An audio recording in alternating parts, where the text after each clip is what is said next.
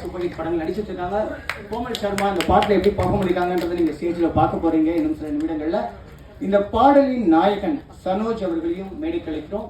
சனோஜுக்கும் Rehana ma'am அவர்கள் முக்கிய கொடுத்து கௌரவிப்பார்கள்.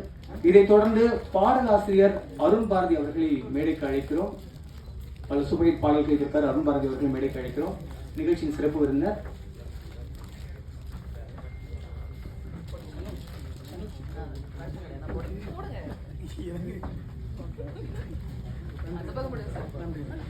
Thank you so much madam. Thank you.